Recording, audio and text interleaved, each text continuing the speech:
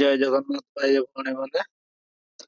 ଉତ୍କଳ ଗୌରବ ପାଠଶାଳା ପୁଣି ଥରେ ଆପଣମାନଙ୍କୁ ସ୍ୱାଗତ କରୁଛି। ଆଜି ଆଉ ଗୋଟେ ଟପିକ ନେଇ ଆମେ କ୍ଲାସଟିକୁ ଆରମ୍ଭ କରିବା। ଆଜିର ଟପିକ ରହିବ ସିମ୍ପଲ ଇଣ୍ଟରେଷ୍ଟ। ସିମ୍ପଲ ଇଣ୍ଟରେଷ୍ଟ ମାନେ କ'ଣ? ସରଳ ସୁଧ। ଆପଣମାନେ ସମସ୍ତେ ଜାଣିଥିବେ ସିମ୍ପଲ ଇଣ୍ଟରେଷ୍ଟ ମାନେ ସରଳ ସୁଧ। ସରଳ ସୁଧ ବୁଝିଲା। ଏଇ ସରଳ ସୁଧ ବିଷୟରେ ପଢିବା ପୂର୍ବରୁ ଆମେ କିଛି ଜିନିଷ ଜାଣିବା। ତାର ବେସିକ ଏଥିରେ ରହିବ ଆମର ମୂଳଧନ, ଯୋଉଟା କି ଆମେ ପ୍ରିନ୍ସିପାଲ ବୋଲି କହୁଛୁ। ତା ସହିତ ରହିବ ସମୟ, ବାଟି ଟାଇମ, ତାପରେ ସୁଧର ହାର, ଯୋଉଟା କି ଆମର ଶତକଡା ରହିବ, ଯୋଉଟାକି ରେଟ, ସୁଧର ହାର ବୋଲି କୁହାଯାଉଛି। ସରଳ ସୁଧ, ସରଳ ସୁଧକୁ କ'ଣ କୁହାଯାଏ? SI, simple interest. ତାପରେ ମୋଟ ରାଶି, କ'ଣ କୁହାଯିବ? ଆମାଉଣ୍ଟ।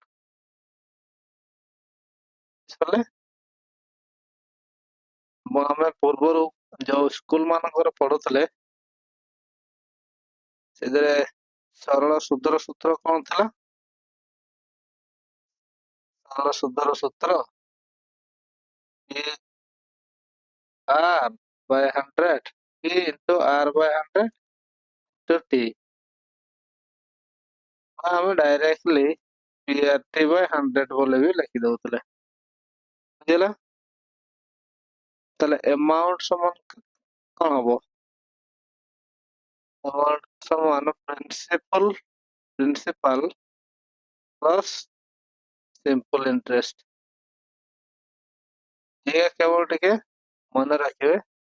ଆଉ ଗୋଟେ ଜିନିଷ ମନେ ରଖିବ କ'ଣ? ଯଦି ସମୟ ମାସରେ ଥିବ ତାହେଲେ ବର୍ଷରେ ପରିଣତ କରିବାକୁ ହେବ। ବୁଝିପାରିଲେ? ଏଇ ଯୋଉ ଆମର ଇଣ୍ଟରେଷ୍ଟଟା ଲାଗେ ସରଳ ସୁଧ, କିମ୍ବା ଆମର ପରେ ପଢିବା ଆମେ ଚକ୍ରବୃଦ୍ଧି ସୁଧ, ଏଥିରେ ବର୍ଷକରେ ପାର ଇୟର, ଏତିକିଟା ମନେ ରଖିବେ। ବର୍ଷକର ସୁଧ ପଡେ, ବର୍ଷକର 10% ଲେଖା ସୁଧ କିମ୍ବା 20%, ଏସବୁ ବର୍ଷରେ କାଲକୁଲେସନ ହୁଏ। ଆପଣମାନଙ୍କୁ ଯଦି ମାସରେ ଦେଇଥିବ ତାକୁ ବର୍ଷରେ କନଭର୍ଟ କରିବା ପାଇଁ ପଡିବ। ତେଣୁ କ୍ୱେଶ୍ଚନ ଆମେ ଡିସ୍କସ କଲେ ଆପଣ ମାନେ ନିଶ୍ଚିତ ଭାବରେ ବୁଝିପାରିବେ, ବୁଝିଲା। ମୂଳଧନକୁ ଆମେ ପ୍ରିନ୍ସିପାଲ ବୋଲି କହୁଛୁ, ସମୟ ତ ସମୟ ଟାଇମ, ସୁଧର ହାର ଯୋଉଟା କି ରେଟ ବୋଲି କହୁଛୁ, ସରଳ ସୁଧ ସିମ୍ପଲ ଇଣ୍ଟରେଷ୍ଟ SI, ମୋଟ ରାଶି ଏମାଉଣ୍ଟ। ସରଳ ସୁଧର ଫର୍ମୁଲା କ'ଣ? E into R by 100 into T, ବା ଡାଇରେକ୍ଟଲି ଆମେ PRT by 100 ବୋଲି ଲେଖିପାରିବା। ଆମାଉଣ୍ଟ ଫର୍ମୁଲା କ'ଣ? ଆମାଉଣ୍ଟ କହିଲେ ଟୋଟାଲ ପ୍ରିନ୍ସିପାଲ ଏବଂ ତାର ଯେତେ ସୁଧ ଆସିଲା ପରେ ଯୋଉଟା, ସେଟା ହଉଛି ଆମାଉଣ୍ଟ। ଯେତେବେଳେ ଆମର ଲସ୍ ପ୍ରଫିଟ ପଢୁଥିଲେ ସିପି ସହିତ ଇଣ୍ଟରେଷ୍ଟ ଯୋଗ ହେଲେ କ'ଣ ହଉଥିଲା? SP। এই ଜିନିଷଟା ତ ଟିକେ ସେମ୍, ଆମର ଯୋଉ ପ୍ରଫିଟ ଲସ୍ ଏବଂ ଆମର ଇଣ୍ଟରେଷ୍ଟ, ସମସ୍ତ କ୍ୱେଶ୍ଚନ ଆମର ରେସିଓ, ପ୍ରପୋର୍ସନ ଏବଂ ଏଭରେଜ ବେସ୍, ବୁଝିଲ। ରେସିଓ, ପ୍ରପୋର୍ସନ ଏବଂ ଏଭରେଜ, ଏଇ ସବୁ ଆମର ଟପିକ ସିମ୍ପଲ ଇଣ୍ଟରେଷ୍ଟ ହଉ କି କମ୍ପାଉଣ୍ଡ ଇଣ୍ଟରେଷ୍ଟ ହଉ, ସେଟା ଆମର ରେସିଓ ପ୍ରପୋର୍ସନ ବା ଏଭରେଜ। ମାନେ ଏହାର ମେଥଡକୁ ନେଇ ଆମେ ସମସ୍ତ କ୍ୱେଶ୍ଚନ ପ୍ରାୟ ସଲ୍ଭ କରିବା, ଲଜିକାଲି ସଲ୍ଭ କରିବା। ଆମେ ଯୋଉ ଦେଇଛି ସରଳ ସୂତ୍ର P ଇଣ୍ଟୁ R/100, ତାକୁ ବହୁତ କମ ୟୁଜ କରିବା, ଦରକାର ପଡ଼ିଲେ ୟୁଜ କରିବା, ନହେଲେ ବିଲକୁଲ ୟୁଜ କରିବା ହିଁ ନାହିଁ। ସମସ୍ତ କ୍ୱେଶ୍ଚନ ଲଜିକାଲି ସଲ୍ଭ କରିବା, ବୁଝିଲା। ଆଜି କେବଳ ବେସିକ କ୍ଲାସ ରହିବ। ବେସିକ କ୍ଲାସ ମାନେ ବେସିକ ଲେବୁଲର କ୍ଲାସ। ତାପରେ ନେକ୍ସଟ କ୍ଲାସ ଆମର ସେ ମଡରେଟ ଲେବୁଲର ଆସିବ, ହେଲା। ତାପରେ ଲାଷ୍ଟ କ୍ଲାସ ଆମେ ଆଡଭାନ୍ସ ଲେବୁଲର କଲେ, ତେଣୁ ଆମର ବେସିକ ଟୁ ଆଡଭାନ୍ସ ଲେବୁଲର କ୍ୱେଶ୍ଚନ ଆନ୍ସର ରହିବ। କ୍ଲାସ ମଧ୍ୟ କିଛି ଡାଉଟ ଥିଲେ ଆପଣ ମାନେ ମେସେଜ ମାଧ୍ୟମରେ ଜଣାଇ ପାରିବେ, ବୁଝିଲ। ଚାଲନ୍ତୁ ଆରମ୍ଭ କରିବା। ଆମେ କ୍ୱେଶ୍ଚନ ଆନ୍ସର ଡିସ୍କସ କଲେ ଯାଇ ଆପଣ ମାନେ ସବୁ ଜିନିଷକୁ ବୁଝିପାରିବେ, ବୁଝିଲା। ଆଉ ଯୋଉ ପିଲାମାନେ ଆମର ରେସିଓ ପ୍ରପୋର୍ସନ ଏବଂ ଏଭରେଜ ର କ୍ଲାସ ଦେଖିନାହାନ୍ତି, ଏଭରେଜ ବିଷୟରେ ତାଙ୍କର ଫଣ୍ଡାମେଣ୍ଟାଲ କ୍ଲିୟର ନାହିଁ କିମ୍ବା ରେସିଓ ବିଷୟରେ, ସେମାନେ ଆମର ପ୍ଲେଲିଷ୍ଟ କୁ ଯାଇକି ରେସିଓ ପ୍ରପୋର୍ସନ ଏବଂ ଏଭରେଜ ର କ୍ଲାସ ଦେଖିପାରିବେ, ବୁଝିଲା।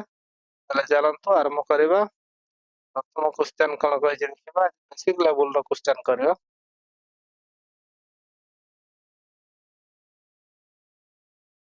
କ୍ୱେଶ୍ଚନ ନମ୍ବର 1, ମୂଳଧନ 1000, ହାର ଦେଇଛି 5% ଏବଂ ସମୟ ଦେଇଛି 2 ବର୍ଷ, ହେଲେ ସରଳ ସୁଧ କେତେ? If the principal is 1000, the rate is 5% and the time is 2 years, then what is the simple interest? ତାହେଲେ ଆମେ ଦୁଇଟା ପ୍ରୋସେସରେ କରିବା। ମୁଁ ଆଗ ବୁଝେଇ ଦଉଛି। ପ୍ରଥମ ଆମେ ଜାଣିଛେ ଯେହେତୁ ସିମ୍ପଲ ଇଣ୍ଟରେଷ୍ଟ, ଏସ୍ଆଇ ର ଫର୍ମୁଲା କଣ? P into R/100 into T। ତାହେଲେ P କେତେ? ଆମ ପ୍ରିନ୍ସିପଲ ଦେଇଛି ପ୍ରିନ୍ସିପଲ ଦେଇଛି 1000, R ଦେଇଛି 5%, ଟାଇମ ଦେଇଛି 2 years, ବୁଝିଲ। ତାହେଲେ ଏଠି ପୁଟ୍ କରିବା ତାର ଭ୍ୟାଲୁ, ତାର ରେଜଲ୍ଟ ଆସିଯିବ। P କେତେ? 1000, R କେତେ? 5 ବିଭକ୍ତ 100 ଇଣ୍ଟୁ ଟାଇମ କେତେ? 2। ତାହେଲେ ଏ ଦୁଇଟା ଶୂନକୁ ଦୁଇଟା ଶୂନ କଟିଯିବ। ତାପରେ କେତେ ହେଲା? 10 ପଞ୍ଚା 50 100। ତାହେଲେ ଆମେ ପାଇଗଲା 2 ବର୍ଷରେ କେତେ? 100 ଟଙ୍କା। ଇଏ ତ ଆମେ ଫର୍ମୁଲାକୁ ପୁଟ୍ କରିକି, ବିନା ଫର୍ମୁଲାରେ ଆମେ ଯୋଉ ମେଥଡରେ କରିବା, ରେସିଓ ମେଥଡରେ, ବୁଝିଲ, ରେସିଓ ଏବଂ ପରସେଣ୍ଟେଜ ମେଥଡର, ସେଇ ମେଥଡକୁ ଦେଖିବା। ସେ କହିଛି କଣ? ଡାଇରେକ୍ଟଲି କହିଛି 5% ହାର, 5%। ମୁଁ କହିଛି এই ସୁଧଟା ପ୍ରତି ବର୍ଷ ପାର ଇୟର ଲାଗେ। 5% ମାନେ ପ୍ରଥମ ବର୍ଷ ତାହେଲେ ଲାଗିବ 5% ସୁଧ। ଯଦି ହାର ଦେଇଥିବ ତାହେଲେ ପ୍ରଥମ ବର୍ଷ 5%, ଦ୍ୱିତୀୟ ବର୍ଷ ମଧ୍ୟ 5%। ତାହେଲେ ଏଇ 2 ବର୍ଷରେ କେତେ ହବ? 10%।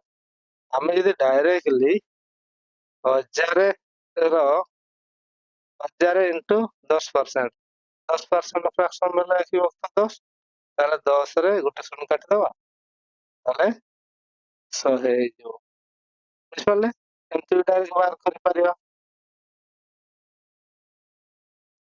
ତା ସହିତ ଆମର ସେଇ ସେମ୍ ମାନେ ଗୋଟେ ପ୍ରକାର ଜିନିଷ, ଆମର ସୁଧ ହଉଛି କେତେ? 5%। 5% କହିଲେ 5% କହିଲେ ତା ଫ୍ରାକ୍ସନ ଦେଲୁ 5 ବିଭକ୍ତ 100। ତାମାନେ 5 କେ 5 5 20 1 ବିଭକ୍ତ 20। ତାମାନେ ଏଇଟାକୁ ଆମେ କଣ କହିବା? ଏଇଟା ପ୍ରିନ୍ସିପଲ ଆଉ ଏଇଟା ହେଲା ତାର ସୁଧ। ତାହେଲେ ଏଇଟାକୁ ଆମେ 1 ରେସିଓ ବୋଲି କହିବା। 1 ରେସିଓ ଇଏ ହଉଛି ସୁଧ ଆଉ ତଳେ ଅଛି 20 ରେସିଓ ଇଏ ହେଲା ମୂଳ ପ୍ରିନ୍ସିପଲ। ଏଠି ଦେଇଛି ମୂଳ ଦେଇଛି କେତେ? ମନେ କରାଯାଉ 1000 ଦେଇଛି। 1 ରେସିଓ ବରାବର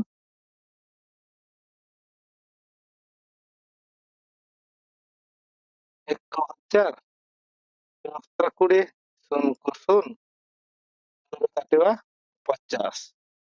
ତାହେଲେ ଗୋଟେ ବର୍ଷର ପାଇଲେ ସୁଧ 50। ତାହେଲେ ଆମର 2ଟା ବର୍ଷର ଦରକାର। 2 ବର୍ଷ ଟାଇମ ଯେହେତୁ ଦେଇଛି ତାହେଲେ 2 ଗୁଣନ କରିଦବା।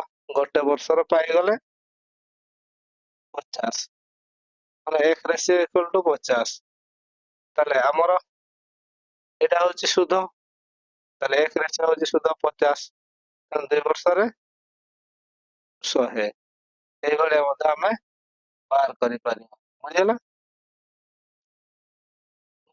ଯିଏ ଯେତେ ପିଲାମାନେ ପ୍ରାକ୍ଟିସ କରିବେ ତାଙ୍କ ପାଇଁ ସେତେ କ୍ୱେଶ୍ଚନ ସଲ୍ଭ କରିବା ପାଇଁ ସହଜ ହେଇପାରିବ।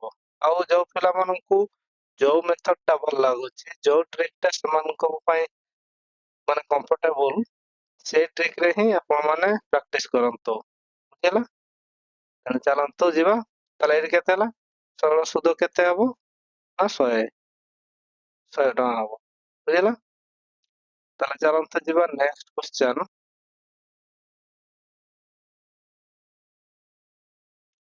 2 ନମ୍ବର ସରଳ ସୁଧ ଦେଇଛି 200, ମୂଳଧନ ଦେଇଛି 1000, ସମୟ 2 ବର୍ଷ, ହେଲେ ହାର କେତେ? If the simple interest is rupees 200, the principal is 1000 and the time is 2 years. What is the rate? ତାହେଲେ କଣ କରିବା? ଏଠି ଦେଇଛି ସରଳ ସୁଧ, ସିମ୍ପଲ ଇଣ୍ଟରେଷ୍ଟ ଦେଇଛି କେତେ? 200। ତାପରେ ପ୍ରିନ୍ସିପାଲ ଦେଇଛି 1000। 1000 ଟାଇମ ଦେଇଛି 2 ଇୟର। ତାହେଲେ ଆମେ ଡାଇରେକ୍ଟଲି ଏଠି କଣ କରିବା? ଆମେ ତ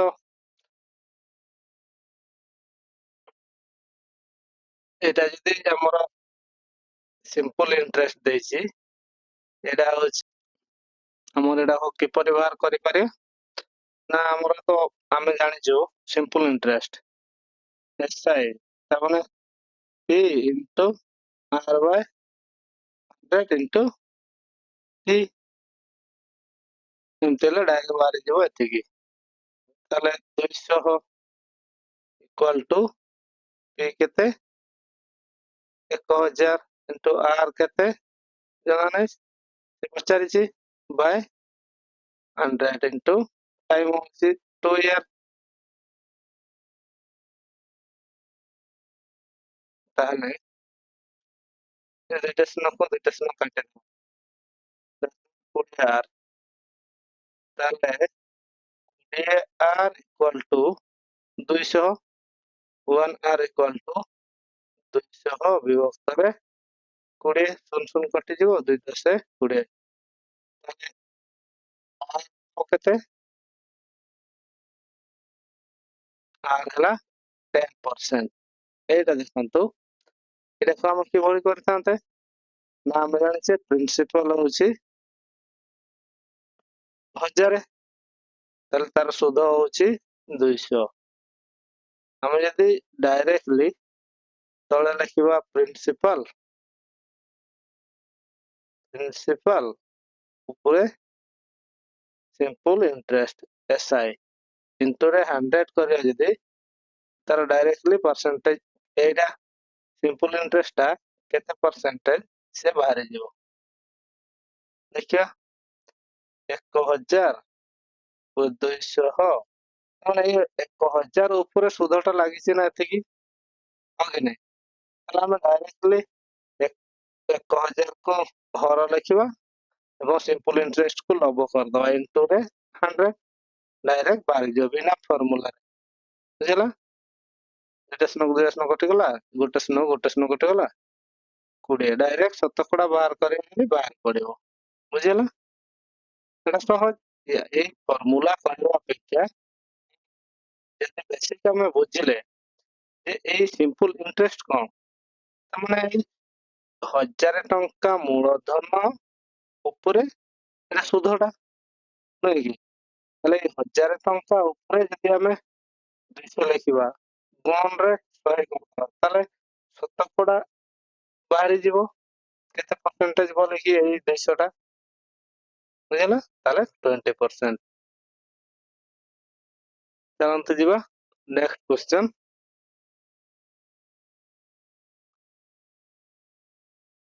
500 ଟଙ୍କା ଉପରେ 10% ହାରରେ 1 ବର୍ଷର ସରଳ ସୁଧ କେତେ? What is the simple interest for 1 year on 500 at a rate of 10%?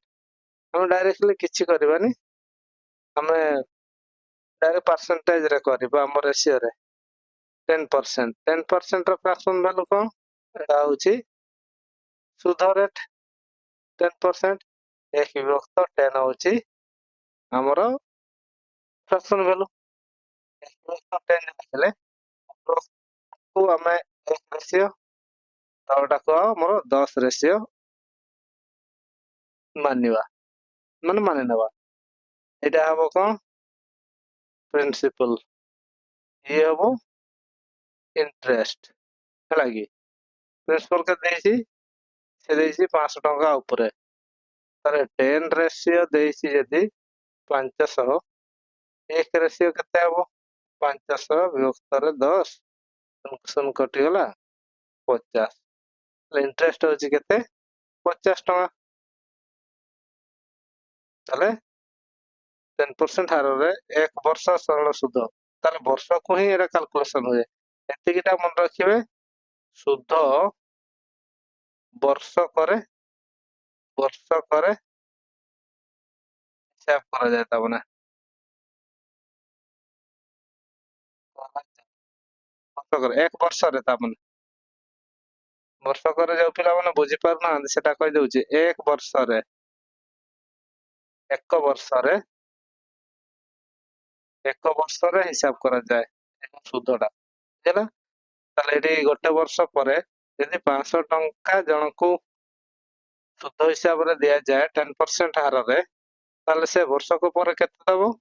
ସୁଧଟା 50 ଟଙ୍କା ଦବ। ବୁଝିଲା? ତାହେଲେ ଚାଲନ୍ତୁ ଦେଖିବା next question. Question number 4।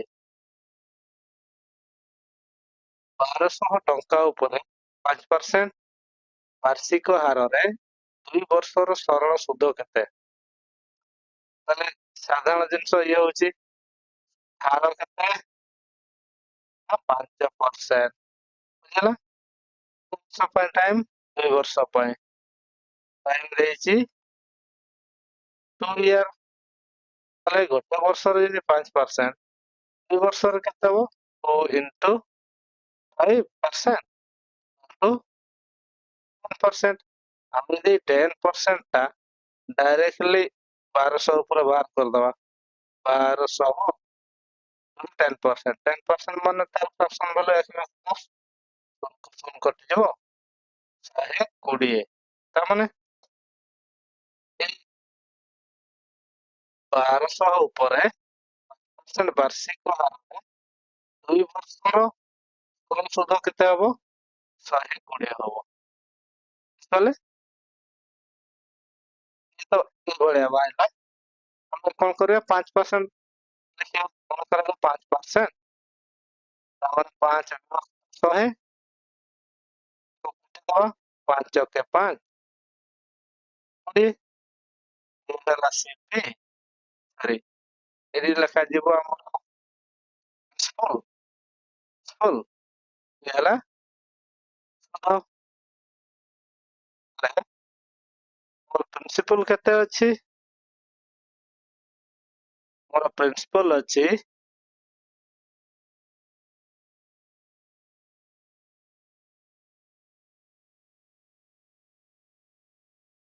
1200। 20 ratio two 1200। ଏକ ରେସିଓ ବରାବର 1200 ବିଭକ୍ତରେ 20 ଶୂନ 200 12 ଶୂନ। ତାହେଲେ ଗୋଟେ ବର୍ଷରେ ପାଇଲେ 60। ବୋଲେ ଏକ ରେସିଓ ବରାବର 60। ଗୋଟେ ବର୍ଷର 60। ତାହେଲେ ଆମ ଟାଇମ କେତେ ହେଇଛି? 2 ବର୍ଷ। ତାହେଲେ 2 ଇଣ୍ଟୁ 60 ବୁଝିହେଲା? ତାହେଲେ ଏଭଳି ଆପଣଙ୍କୁ ଯୋଉଟା ସହଜ ହବ ସେଇ ମେଥଡରେ କାଲକୁଲେସନ କରିବେ। ବୁଝିହେଲା? ଆଉ ଯଦି ଆପଣମାନଙ୍କୁ ସୂତ୍ର ପ୍ରୟୋଗ କରି ଉତ୍ତର ବାହାର କରିବା ପାଇଁ ସହଜ ହଉଛି ତାହେଲେ ବି ଠିକ ଅଛି, ସହଜ କରିପାରିବେ। କିନ୍ତୁ ମୁଁ କହିବା ପାଇଁ ଚାହୁଁଛି ଯେ ଯଦି ଆପଣ ମାନେ ତାର କନସେପ୍ଟ ଟା ବୁଝିଯିବେ ତାହେଲେ ଆପଣମାନଙ୍କୁ ଫର୍ମୁଲା ମନେ ରଖିବା ପାଇଁ ପଡିବ। ତାପରେ ଆପଣ ମାନେ ଏଇଭଳି ପରସେଣ୍ଟେଜ ମେଥଡ ରେ ହଉ କି ରେସିଓ ମେଥଡ ରେ ହଉ କ୍ୱେଶ୍ଚନ ଟିକୁ ସଲ୍ଭ କରିପାରିବେ। ବୁଝିହେଲା? ତାହେଲେ ଚାଲନ୍ତୁ ଯିବା ନେକ୍ସଟ କ୍ୱେଶ୍ଚନ। ମୂଳଧନ ଦେଇଛି 1500। ମୂଳଧନ 1500 ଉପରେ 4% ହାରରେ 3 ବର୍ଷର ସରଳ ସୁଧ। What is the simple interest on rupees 1500 at the rate of 4% for 3 years? ଏଟା ରେଟ୍ କେତେ ଦେଇଛି? 4%। କେତେ ଦେଇଛି? 3 year। ତାହେଲେ ଆମେ ଏଟାକୁ କଣ କରିବା? ଯଦି ବର୍ଷକୁ 4% ତାହେଲେ 3 ବର୍ଷରେ 4% ଇଣ୍ଟୁ 12% ହବ। ଡାଇରେକ୍ଟଲି ଆମେ 1500 ର 12%। ଆମେ 12 ବିଭକ୍ତର 100 ଆଉ ଏଠି କାଟିବା 0 0 0 0।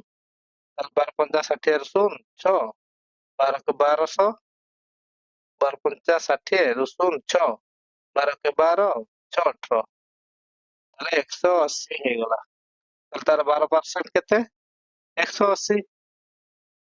ତାହେଲେ ଏତିକି ଉପରେ ମାନେ 1500 ଉପରେ ଯଦି 4% ହାରରେ 3 ବର୍ଷର ସରଳ ସୁଧ କେତେ ହୁଏ? 180 ଟଙ୍କା। ବୁଝିପାରିଲେ? ତାକୁ ବାହାର କରିବା ଏଇଭଳିଆ 4%।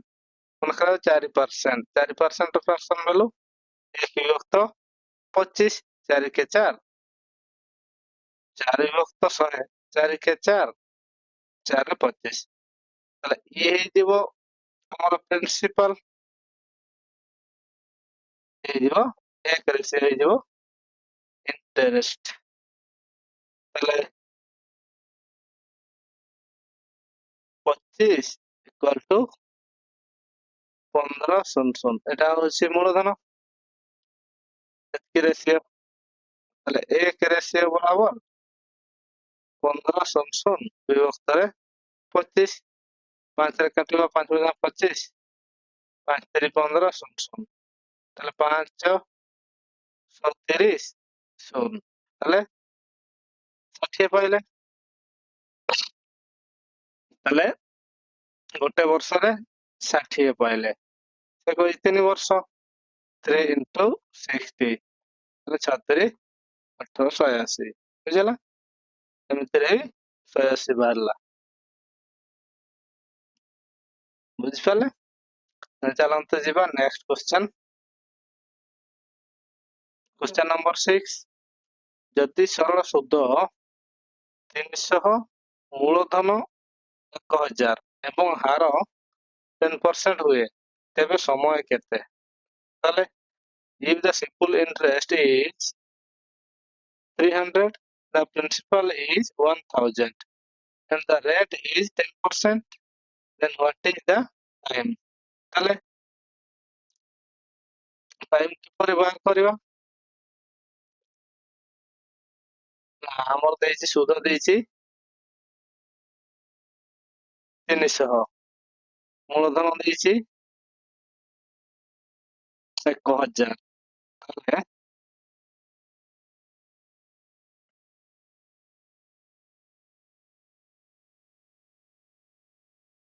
10%, ତାର ତାର ହାର କେତେ? 10%, 10% ଫ୍ରାକ୍ସନ ଭ୍ୟାଲୁ କେତେ? 1 ବିଭକ୍ତ 10। ତାହେଲେ ଆମର ମୂଳଧନ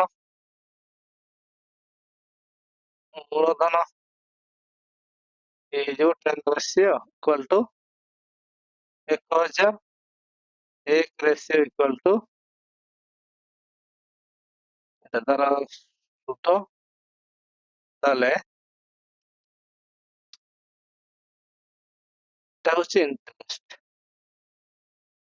ତାହେଲେ 10 ରେସିଓ କେତେ ଦେଇଛି? 10 ରେସିଓ ଦେଇଛି 1000, ଯଦି 1 ରେସିଓ କେତେ ହବ? 1000 ବିଭକ୍ତରେ 10, ଶୂନକୁ ଶୂନ କଟିଯିବ 100।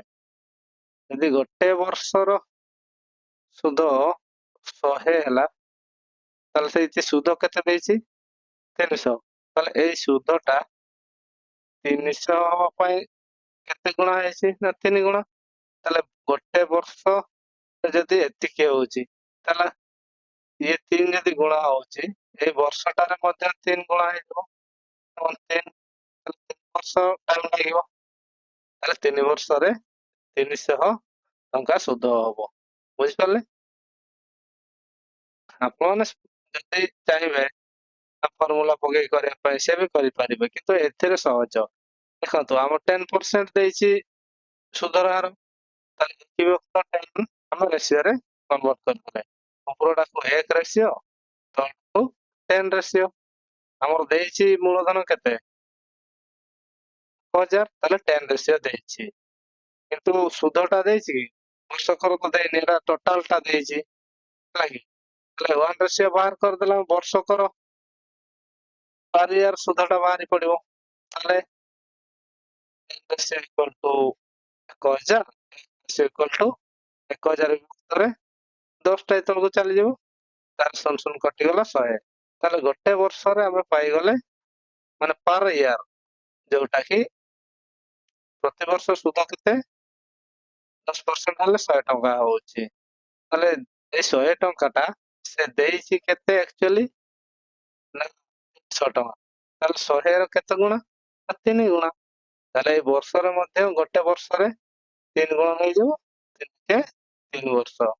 ତାହେଲେ 300 ଟଙ୍କା ସୁଧ ପାଇବା ପାଇଁ ହେଲେ 3 ବର୍ଷ ଅପେକ୍ଷା କରିବା ପାଇଁ ପଡିବ। ବୁଝିହେଲା? ନିଶ୍ଚିତ ବୁଝିପାରୁଥିବେ। ଯଦି ବୁଝିପାରୁନାହାନ୍ତି, ତାହେଲେ ପୁଣି ଥରେ ନିଶ୍ଚିତ ଭାବରେ ସେକେଣ୍ଡ ଟାଇମ ଦେଖନ୍ତୁ। ଦେଖିବା 7 କଣ କହିଛି? ସରଳ ସୁଧରେ 5 ବର୍ଷ ପରେ ମୂଳଧନ 2 ଗୁଣାକୁ ହାର କେତେ?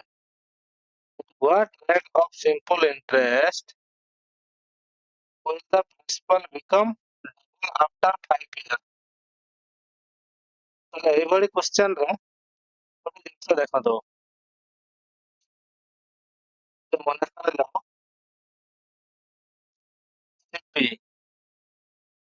ଖାଲି ପ୍ରିନ୍ସିପାଲ ମନେ କରାଯାଉ 100 ଟଙ୍କା, ସେଟାକ 5 ବର୍ଷ ପରେ ମୂଳଧନ 2 ଗୁଣାକୁ ହାର କେତେ? ମୂଳଧନ ଆମେ 100 ନେଲେ, କିନ୍ତୁ ଆମେ ଟାଇମ କେତେ ନେଲେ? 5 ଇୟର। ସେ କଣ ହେଇଯିବ? 2 ଗୁଣା ହେଇଯିବ। ତାମାନେ ଏମାଉଣ୍ଟ ହେଇଯିବ ସେଟା। ତାହେଲେ ଏମାଉଣ୍ଟଟା ଏଇଟା 2 ଗୁଣା ହେଇଯିବ, ମାନେ ତାହେଲେ ଏଠି ଇଣ୍ଟରେଷ୍ଟ ମଧ୍ୟ 100 ହେଇଯିବ, କିନ୍ତୁ ଏମାଉଣ୍ଟ କେତେ ହେଇଯିବ? ये principal 100, interest 100, principal plus interest, ताले 100 ଯୁକ୍ତ 100 ସମାନ 200। ତାହେଲେ ଏଠି ବୁଝନ୍ତୁ, ତାହେଲେ ପ୍ରିନ୍ସିପଲ ଯେତିକି इंटरेस्ट ସେତିକି, ତାହେଲେ ଯାଇକି ଆମର 2 ଗୁଣା ହଉଛି।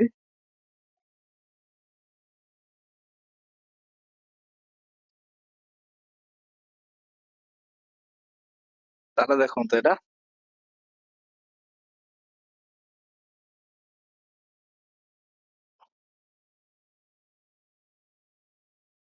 Question number 7।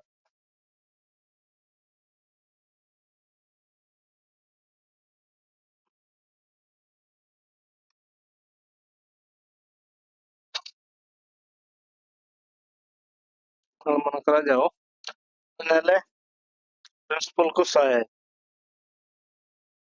ଆମାଉଣ୍ଟ କେତେ 200 ହେଲା। ତାହେଲେ ଆମେ ଯଦି କଣ କରିବା 5 ବର୍ଷର ଇଣ୍ଟରେଷ୍ଟ 5 ବର୍ଷର ଇଣ୍ଟରେଷ୍ଟ ତାହେଲେ କେତେ ହଉଛି 100 ଟଙ୍କା। ତାହେଲେ 5 ବର୍ଷର ଇଣ୍ଟରେଷ୍ଟ କେତେ ହଉଛି 100 ଟଙ୍କା। ତାହେଲେ 1 ବର୍ଷର ଇଣ୍ଟରେଷ୍ଟ କେତେ ହବ 100/5 ତାହେଲେ 20। ତାହେଲେ 100/20 ଗୋଟେ ବର୍ଷର ତାହେଲେ 20/100 ଇଣ୍ଟୁ 100 ତାମାନେ 20% ନୁହେଁ କି?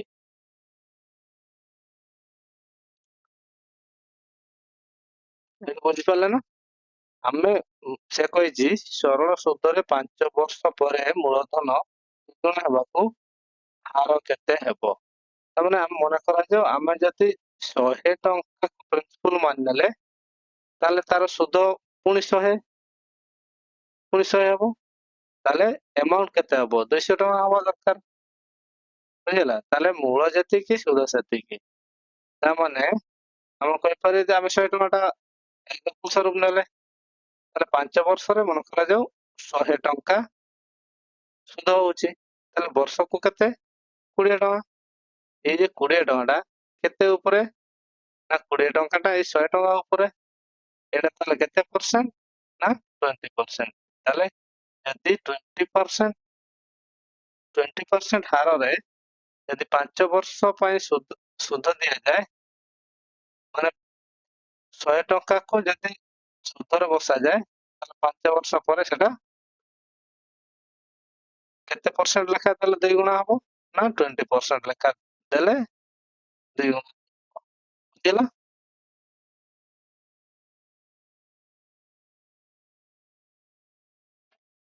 ତାହେଲେ ଚାଲନ୍ତୁ ଯିବା ନେକ୍ସଟ କ୍ୱେଶ୍ଚନ ନମ୍ବର 8। ଏକ ରାଶି 4 ବର୍ଷରେ 20% ସରଳ ସୁଧ ହେଲେ 6 ବର୍ଷରେ ସେହି ରାଶିର ସରଳ ସୁଧ କେତେ ହେବ? If a sum amount to 20% simple interest in 4 years, what will be the simple interest on the same sum in 6 years? ତାମାନେ 4 ବର୍ଷରେ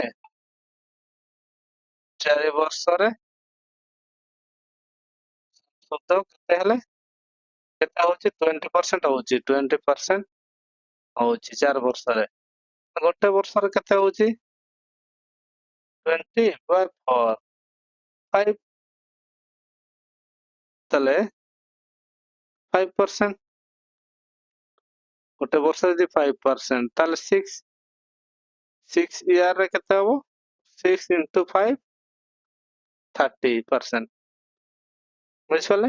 ସେ କହିଛି ଏକ ରାଶି ମାନେ ଗୋଟେ ଟଙ୍କା ଯାହା ବି ହଉ 100 ଟଙ୍କା 100 ଟଙ୍କାକୁ 4 ବର୍ଷରେ 20% ସରଳ ସୁଧ ହେଲେ ଏଇ 100ର ମାନେ 4 ଇୟରରେ 100 ଟଙ୍କାରୁ 20 ଟଙ୍କା ହଉଛି ସୁଧ। ଏଟା ହେଇଯିବ ସୁଧ। ଏଟା ହଉଛି ମୂଳଧନ। ତାହେଲେ 6 ବର୍ଷର ସେଇ ରାଶି ସରଳ ସୁଧ କେତେ ହବ 6 ବର୍ଷରେ କେତେ ହବ ତାହେଲେ 1 ବର୍ଷରେ ହେଇଯିବ 5% 6 ବର୍ଷରେ 30%। ବୁଝିହେଲା? ଇଏ ହେଲା 30%।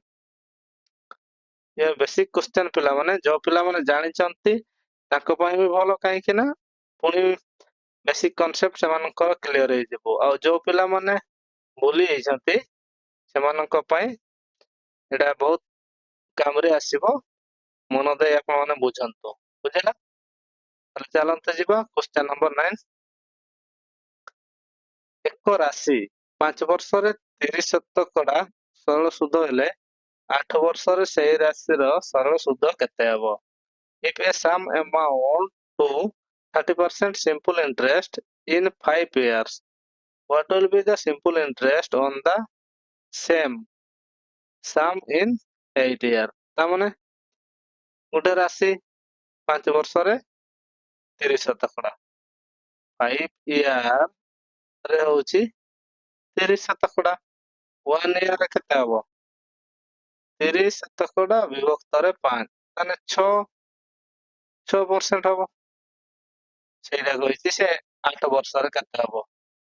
8 ଇୟର ରେ 8 ଇୟର ରେ କେତେ ହବ? 8 into 6 6 48% ହେଇଯିବ, ନୁହେଁ କି?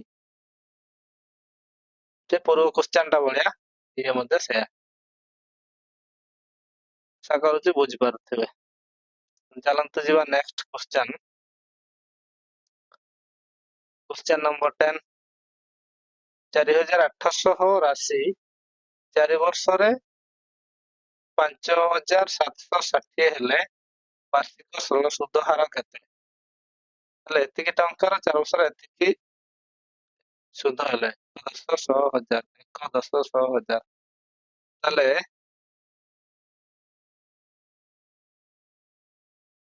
ତମେ ଦେଇଛି ପ୍ରିନ୍ସିପଲ ଦେଇଥିଲା 4800 4800।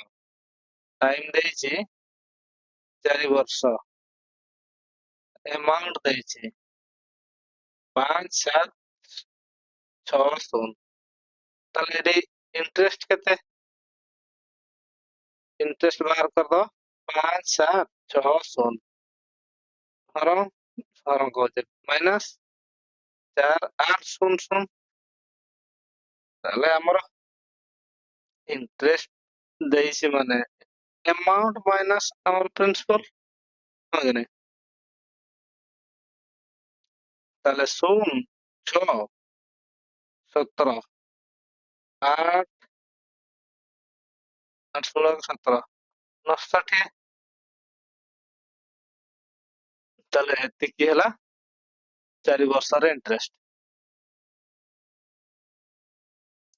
4 ବର୍ଷର ଇଣ୍ଟରେଷ୍ଟ ଏଠି ମୂଳ କେତେ? 4800। ତାହେଲେ ଏଇଟା କେତେ ପରସେଣ୍ଟ ବାହାର କରିଦେଲେ ବାହାରି ଯିବ ସୁଧର ହାର ପ୍ରତିବର୍ଷ? ତାହେଲେ 4800 960 100 କଟିଗଲା 40। ତାହେଲେ 4 4 8 4 16 ଶୂନ। ତାହେଲେ 12 ଦୁणे 24 ଶୂନ 20%। ତାହେଲେ 4 ବର୍ଷରେ 20% ଯଦି ହାର ହଉଛି ବର୍ଷକର କେତେ ହବ? ବର୍ଷକର 20 ବିଭକ୍ତରେ 4 ବୁଝିଲ? ତାହେଲେ ସୁଧର ହାର କେତେ? 5%। ମୂଳଧନ ଯଦି 4800 ହୁଏ 4 ବର୍ଷରେ ସେ ଏମାଉଣ୍ଟ କେତେ ହେଇଯାଉଛି? ମାନେ ତାର ମୂଳଧନ ପ୍ଲସ ସୁଧ ମିଶିକି 5760। ତାହେଲେ ବାର୍ଷିକ ସରଳ ସୁଧର ହାର କେତେ? ନା 5%। ବୁଝିଲା? ଆପଣ ଏଠି ଜାଣିଥିବେ ନା ଆମର ଇଣ୍ଟରେଷ୍ଟ କେତେ? ଯଦି ଆମର ପ୍ରିନ୍ସିପଲ ଦେଇଛି 4800 ତାହେଲେ ଏମାଉଣ୍ଟ ଦେଇଛି 5760। ତାହେଲେ ଇଣ୍ଟରେଷ୍ଟ କେତେ? ଏମାଉଣ୍ଟ ମାଇନସ ରେ ପ୍ରିନ୍ସିପଲ ଯେତିକି ବାହାରିଲା ସେଟା ଟୋଟାଲ କାହା ଉପରେ ସୁଧଟା? ନା 4800 ଉପରେ ସୁଧଟା। ତେଣୁ ଶତକଡା କେତେ? ନା 20% ବାହାର କରିଦେଲେ ଇଏ ବାହାରିଲା 4 ବର୍ଷର 20%। କିନ୍ତୁ ଯଦି 4 ବର୍ଷ 20%, ବର୍ଷକର କେତେ ହେବ? 20/4 5%। ବୁଝିଲା? ତାହେଲେ ଚାଲନ୍ତୁ ଯିବା ନେକ୍ସଟ କ୍ୱେଶ୍ଚନ ଦେଖିବା। ନେକ୍ସଟ କ୍ୱେଶ୍ଚନ ହେଇଛି ଏକ ରାଶିର ସରଳ ସୁଧ 6 ବର୍ଷରେ ମୂଳଧନର 3/5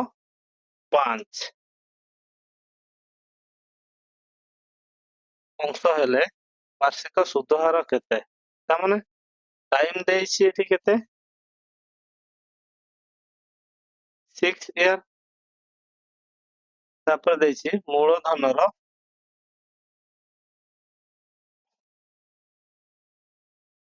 3/5 ମୂଳଧନର 3/5 ଏଟା ହଉଛି ସୁଧଟା। ସମାନ ସୁଧ। ବାର୍ଷିକ ସୁଧ ହାର କେତେ?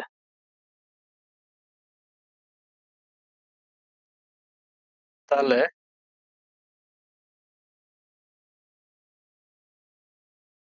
ଏକ ରାଶିର ସରଳ ସୁଧ 6 ବର୍ଷରେ ଏତିକି ହୁଏ।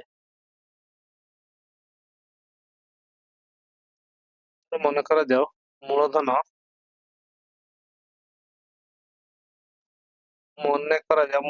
ଆମେ 100 ନେଲେ ଲାଗି ତାହେଲେ 6 ବର୍ଷ ପରେ ତାର ସୁଧ ତାହେଲେ କେତେ ହଉଛି? ଏ ମୂଳଧନର 3:5। ତାହେଲେ ମୂଳଧନ ଯଦି 100 ହୁଏ ତାର 3:5 ଏଟା ହଉଛି ସୁଧ। ତାହେଲେ 5×20 30 60 ତାହେଲେ ଏତିକି ଟଙ୍କା ହଉଛି ସୁଧ। ତାହେଲେ ଏଠି କଣ ପାଇଲେ? ଇଣ୍ଟରେଷ୍ଟ ପାଇଲେ 60। ବୁଝିଲ? ତାହେଲେ 100 ଟଙ୍କା ଯଦି ଆମେ ମୂଳଧନ ନଉଛେ ତାହେଲେ ଇଣ୍ଟରେଷ୍ଟ କେତେ ହଉଛି? 60। କାହିଁକି ନା 100ର 3/5 ହଉଛି 60 ହେଲା କି? ତାହେଲେ ସେ କହିଛି ଏଟା 6 ବର୍ଷର 6 ବର୍ଷର 60 ଯଦି ହଉଛି 1 ବର୍ଷର କେତେ? 60/6 ସମାନ 10। ତାହେଲେ ବାର୍ଷିକ ସୁଧ ହାର କେତେ ହବ? ଏଟା 60 ମାନେ 60 ଶତକଡା। କାହିଁକି ନା 60ର ଯଦି ଆମେ 60ଟା କେତେରୁ? ଏ 100ରୁ 60ଟା ଏ 100ରୁ ଇଣ୍ଟୁ ତାର ଶତକଡା ଯଦି ବାହାର କରିବା ତାହେଲେ 60%। ତାହେଲେ 6 ବର୍ଷରେ ଯଦି 60% ହଉଛି ତାହେଲେ ବର୍ଷକରେ କେତେ? 10% ପ୍ରତିବର୍ଷ।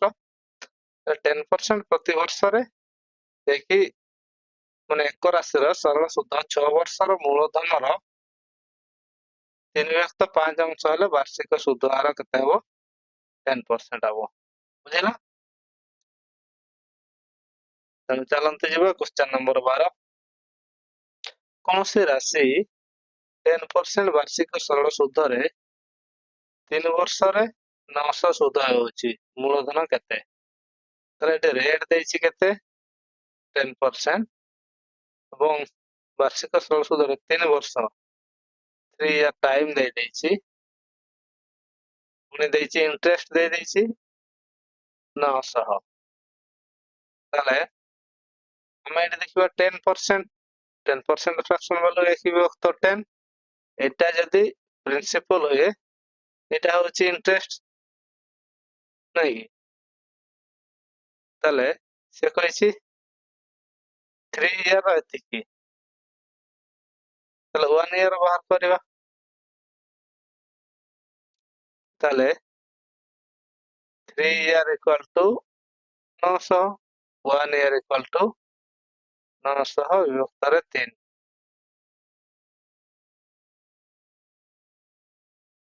900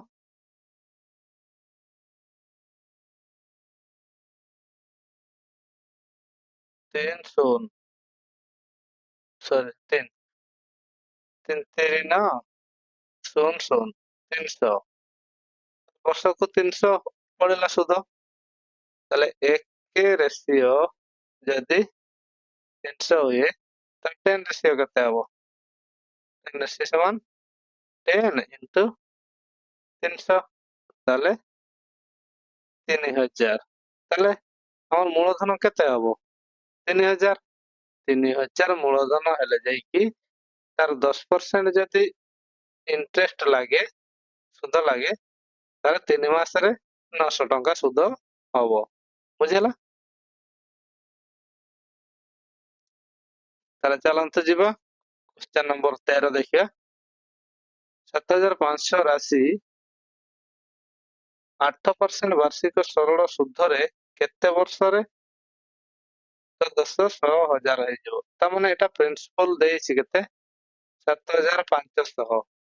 ତାହେଲେ ଆମାଉଣ୍ଟ ଦେଇଛି 9000 ଏବଂ ରେଟ୍ ଦେଇଛି 8%। ତାହେଲେ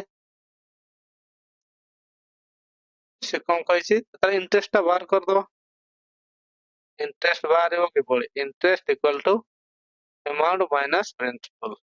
ତାହେଲେ ଆମାଉଣ୍ଟ କେତେ 900 ସରି 9000, ପ୍ରିନ୍ସିପଲ ହେଲା 7500। ତାହେଲେ 0 0 10 ରୁ 5 ଗଲେ 5 1, ତାହେଲେ 1500 ହେଲା ଇଣ୍ଟରେଷ୍ଟ। ତାହେଲେ 8%, ବାର୍ଷିକ 8%।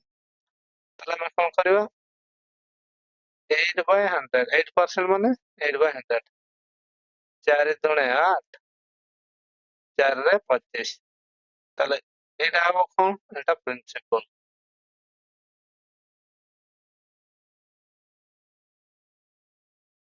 ତାହେଲେ ପଚାରିଛି କଣ, ଏତିକି ରାଶି ବାର୍ଷିକ ସରଳ ସୁଧରେ କେତେ ବର୍ଷ ଟାଇମ ପଚାରିଛି। ଆଚ୍ଛା, ତାହେଲେ ପ୍ରିନ୍ସିପଲ ଦେଇଛି 25 ରେସିଓ, ତାପରେ ଇଣ୍ଟରେଷ୍ଟ ଏଟା 2 ରେସିଓ ହଉଛି ଇଣ୍ଟରେଷ୍ଟ। ତାହେଲେ 25 ରେସିଓ କେତେ ଦେଇଛି, ଏତିକି। 25 ରେସିଓ ଦେଇଛି କେତେ 7500, ତାପରେ 1 ରେସିଓ କେତେ ଆସିବ 7500 ବିଭକ୍ତରେ 25, 25 3 75, 0 0 300। ତାହେଲେ 1 ରେସିଓ କେତେ 300, ଇଣ୍ଟରେଷ୍ଟ 2 ରେସିଓ7500,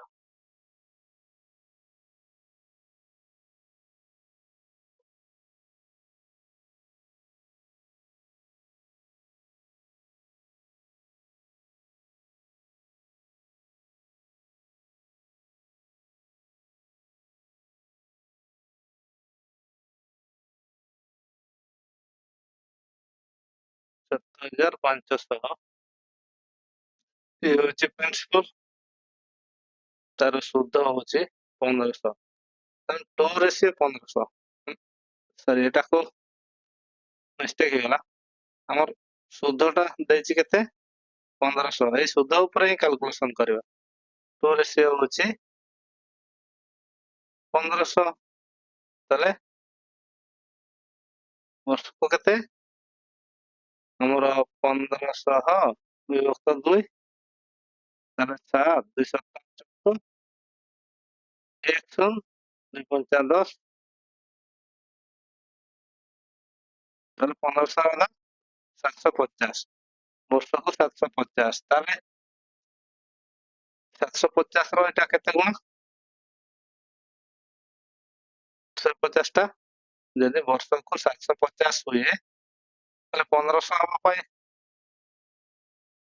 କେତେ ସମୟ ଲାଗିବ 7 2, ତାହେଲେ ଏଟା ବି ବର୍ଷ କରା 1 ଇୟର, ତାହେଲେ ଏଟା 2 ଗୁଣ ନବ, ତାହେଲେ 2 ବର୍ଷ। ତାହେଲେ 2 ବର୍ଷରେ ତାହେଲେ ଏତିକି ସୁଧ ହବ, ମାନେ ସୁଧ ଆଉ ମାନେ ସୁଧ କେତେ ହେଲା 2 ବର୍ଷରେ 1500 ସୁଧ ପ୍ଲସ ଆମର 7500 ହେଲା ମୂଳ, ତାହେଲେ ଆମାଉଣ୍ଟ ଟା କେତେ ହେଇଯିବ 9000 ହେଇଯିବ। ବୁଝିଲା? ତାହେଲେ ଚାଲନ୍ତୁ ଯିବା ନେକ୍ସଟ କ୍ୱେଶ୍ଚନ। କ୍ୱେଶ୍ଚନ ନମ୍ବର 14, ଏକ ରାଶି 5% ବାର୍ଷିକ ସରଳ ସୁଧରେ 4 ବର୍ଷରେ ଯେତେ ସୁଧ ହେଉଛି ସେଇ ରାଶି 8% ସୁଧରେ କେତେ ବର୍ଷରେ ସେଇ ସୁଧ ହେବ। ତାହେଲେ 4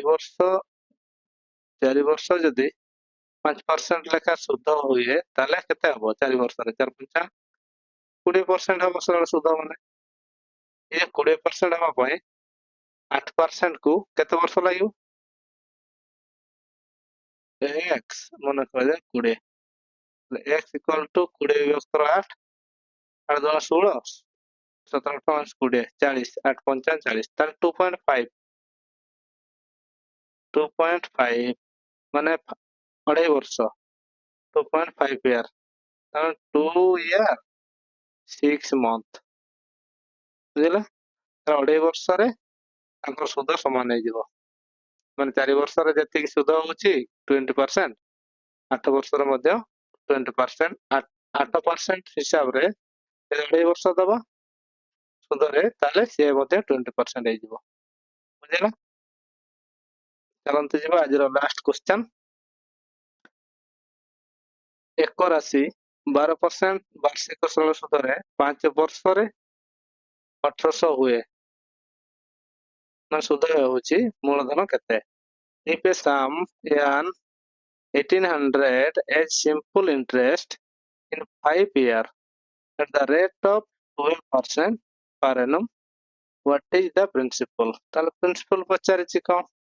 ଆମେ ଦେଖିବା 5 ବର୍ଷ ପାଇଁ କେତେ 12%, ତାହେଲେ 5 ବର୍ଷରେ କେତେ 60%, ତାହେଲେ ଆମେ ଏଇଟା କହିପାରିବା ନା ଏତିକି ସୁଧ ହେଉଛି, ତାହେଲେ 60% ଇକ୍ୱାଲ ଟୁ ହେଉଛି 1800, 1% ଇକ୍ୱାଲ ଟୁ 1800 ବିଭକ୍ତରେ 60, ତାହେଲେ 100% କେତେ ହବ? 100% ଇକ୍ୱାଲ ଟୁ 1800 ବିଭକ୍ତରେ 60 ଇଣ୍ଟୁ 100, କୁସନ କଟିଗଲା, 2 3 6, 2 5 10, 200 318 ଶୂନ ଶୂନ, 605, 530 ଶୂନ ଶୂନ, ତାହେଲେ 3000 ହେଇଯିବ। ଆଚ୍ଛା, ତାର ମୂଳଧନ କେତେ? 3000 ମୂଳଧନ, ଏଟା ହଉଛି ପ୍ରିନ୍ସିପାଲ। 3000 ମୂଳଧନକୁ ନେଇ ଆମେ ଯଦି 12% ହାରରେ 5 ବର୍ଷ ପାଇଁ ସୁଧ ଲଗେଇବା, ସୁଧ ପଇସା କେତେ ମିଳିବ? 1800। ବୁଝିଲା? ଏ ଥିଲା ପିଲାମାନେ ଆଜିର କ୍ଲାସ। ତେଣୁ ଆଜିର କ୍ଲାସ ଆପଣମାନଙ୍କୁ କିପରି ଲାଗୁଛି ନିଶ୍ଚିତ କମେଣ୍ଟ ମାଧ୍ୟମରେ ଜଣାନ୍ତୁ। ଆମେ ନେକ୍ସଟ କ୍ଲାସରେ ନେଇକି ଆସିବା ଆମର ସିମ୍ପଲ ଇଣ୍ଟରେଷ୍ଟ ର କିଛି ମଡରେଟ ଲେବୁଲର ଏବଂ ଆଡଭାନ୍ସ ଲେବୁଲର କ୍ୱେଶ୍ଚନ। ତେଣୁ ଆଜିକା ପାଇଁ ବିଦାୟ ଦିଅନ୍ତୁ। ଜୟ ଜଗନ୍ନାଥ।